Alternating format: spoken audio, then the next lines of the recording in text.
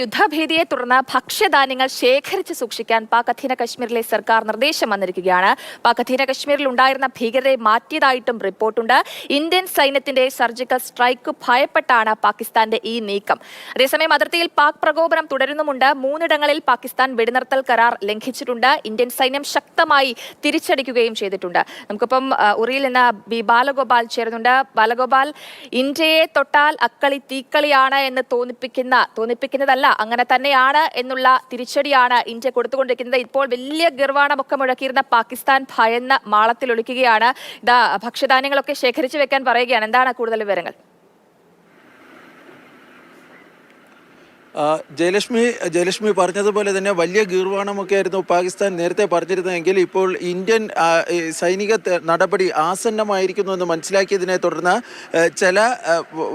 ചില നടപടികളിലേക്ക് പാകിസ്ഥാൻ സർക്കാർ കടന്നിരിക്കുകയാണ്. അതിൽ ഏറ്റവും പ്രധാനപ്പെട്ട 2 കാര്യങ്ങളാണ് ഈ പാകിസ്ഥാൻ അധീന കശ്മീരിന് ഉള്ള, അതായത് നിയന്ത്രണ രേഖയ്ക്ക് സമീപത്തുള്ള ടെറർ ലോഞ്ച് പാഡുകൾ അഥവാ ഈ ഭീകരരെ ഇന്ത്യയിലേക്ക് കടത്തിവിടുന്നതിനായി അവർ ഉപയോഗിച്ചിരുന്ന കേന്ദ്രങ്ങളൊക്കെ തന്നെ ഇപ്പോൾ അടച്ചുപൂട്ടിയിരിക്കുന്നു എന്നതാണ് ഏറ്റവും പ്രധാനപ്പെട്ട കാര്യം. ഈ നിയന്ത്രണ രേഖയ്ക്ക് സമീപത്തുള്ള 3 ടെറർ ലോഞ്ച് പാഡുകളിൽ നിന്ന് ഭീകരരെ അവിടെ നിന്ന് മാറ്റിയിരിക്കുന്നു എന്നാണ് ഇന്ത്യൻ രഹസ്യാന്വേഷണ ഏജൻസികൾക്ക് ലഭിച്ചിരിക്കുന്ന വിവരം. ഇവരെ പാക് അധീന കശ്മീരിൽ നിന്ന് പാകിസ്ഥാനിലേക്ക് തന്നെ മാറ്റുകയാണ് ചെയ്തിരിക്കുന്നത്. കാരണം 2016 ഇന്ത്യ ഒരു സർജിക്കൽ സ്ട്രൈക്ക് നടത്തുമോ എന്ന ഭീതി ഈ പാകിസ്ഥാൻ സർക്കാരിനുണ്ട്, പാകിസ്ഥാൻ സൈന്യത്തിനുമുണ്ട്.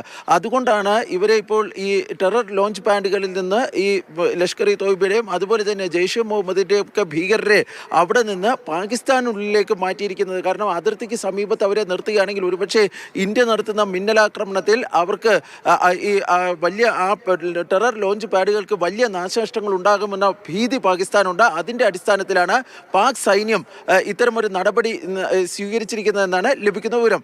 ഇതിനു പുറമെയാണ് പാക് അധീന കശ്മീർ ഈ ഒരു പ്രശ്നങ്ങളുണ്ട്. ഈ തിരിച്ചടി ശക്തമായി തന്നെ ഇന്ത്യ കൊടുക്കുന്നുണ്ട്. എന്നാലും ഒരു പൊടിക്ക് പോലും അടങ്ങാൻ ശ്രമിക്കാതെ പാകിസ്ഥാൻ വീണ്ടും 3 ഇടങ്ങളിലാണ് വെടിനിർത്തൽ കരാർ ലംഘിച്ചിരിക്കുന്നത്. അതെവിടെയൊക്കെയാണ്? ഇന്ത്യയുടെ തിരിച്ചടി എങ്ങനെയാണ് കാര്യത്തിൽ? ജയലക്ഷ്മി, 3 ഇടങ്ങളിലാണ് ഇന്നലെ രാത്രിയും ഇന്ന് പുലർച്ചെയുമായി പാകിസ്ഥാൻ ഈ വെടിനിർത്തൽ കരാർ ലംഘനം നടത്തിയിരിക്കുന്നത്. അതിൽ ഒന്ന് ഉറിയിലാണ് നമ്മളിപ്പോൾ ഉള്ളത്. ഉറിക്ക് പുറമെ അഖ്നൂറിലും അതുപോലെ തന്നെ കുപ്വാരയിലുമാണ് പാകിസ്ഥാൻ ഇപ്പോൾ ഈ വെടിനിർത്തൽ കരാർ ലംഘിച്ചുകൊണ്ട് ഇന്ത്യൻ പോസ്റ്റുകൾക്ക് നേരെ വെടിയുതിർത്തത്. പക്ഷേ ശക്തമായ തിരിച്ചടിയാണ് ഇന്ത്യൻ സൈന്യം നൽകിയത്. ആ തിരിച്ചടിയിൽ പാകിസ്ഥാന്റെ പല പോസ്റ്റുകൾക്കും, സൈനിക പോസ്റ്റുകൾക്കും കാര്യമായ കേടുപാടുകൾ ഉണ്ടായിട്ടുണ്ട് എന്നാണ് ലഭിക്കുന്ന വിവരം. ഇതിനിടയിൽ ഞാൻ നേരത്തെ പറഞ്ഞത് ഒരു കാര്യം കൂടി പറയേണ്ടതായി. അതായത് ഈ പാക് അധീന കശ്മീരിലെ ഭരണകൂടം ഈ ജനങ്ങൾക്കൊരു നിർദ്ദേശം നൽകിയിട്ടുണ്ട്. അതിലാണ് ഈ അടുത്ത 2 മാസത്തേക്കുള്ള ഭക്ഷ്യധാന്യങ്ങളും അതുപോലെ തന്നെ ഭക്ഷ്യവസ്തുക്കളും ശേഖരിക്കാൻ വേണ്ടി നിർദ്ദേശിച്ചിരിക്കുന്നത്. കാരണം ഇന്ത്യയുടെ ഭാഗത്ത് നിന്ന് ഒരു സൈനിക നടപടി ഉണ്ടായാൽ ഈ മേഖലകളിലൊക്കെ വലിയ തോതിൽ ഭക്ഷ്യക്ഷാമം ഉണ്ടാകാനുള്ള സാധ്യതയുണ്ട്. അതുകൊണ്ട് ഈ കരുതലായി അടുത്ത 2 മാസത്തേക്കുള്ള ഭക്ഷ്യധാന്യങ്ങളും ഭക്ഷ്യവസ്തുക്കളും ശേഖരിച്ച് സൂക്ഷിക്കണമെന്നാണ് ഇപ്പോൾ സർക്കാർ ജനങ്ങളോട് നിർദ്ദേശിച്ചിരിക്കുന്ന. പാക് അധീന കശ്മീരിലെ 13 മണ്ഡലങ്ങളിലാണ് ഇത്തരമൊരു നിർദ്ദേശം സർക്കാർ നൽകിയിരിക്കുന്നത്. ഇതിൻ്റെ ഭാഗമായി ഈ സർക്കാർ ജനങ്ങൾക്ക് കൂടുതൽ പൈസ നൽകി, അതായത് ഈ ഭക്ഷ്യസാധനങ്ങളും മറ്റും ശേഖരിക്കുന്നതിനായി അധിക പണം നൽകുന്നതിനുള്ള നടപടികൾ ആരംഭിക്കുകയും ചെയ്തിട്ടുണ്ട്. ഏതായാലും പാകിസ്ഥാൻ ഒരു കാര്യം മനസ്സിലായി. പഹൽഗാം ഭീകരാക്രമണത്തിന് പിന്നിൽ പ്രവർത്തിച്ച പാകിസ്ഥാനെതിരെ ഇന്ത്യ ശക്തമായ നടപടി സ്വീകരിക്കും. അതിനുള്ള സമയം മാത്രമാണ് ഇനി അറിയേണ്ടതായുള്ളത്. ആ കാത്തിരിപ്പ്, ആ തിരിച്ചടിക്ക് പ്രതീക്ഷിച്ചുകൊണ്ടാണ് പാകിസ്ഥാൻ ഓരോ ദിവസവും എണ്ണി കഴിയുന്നതെന്ന് വേണം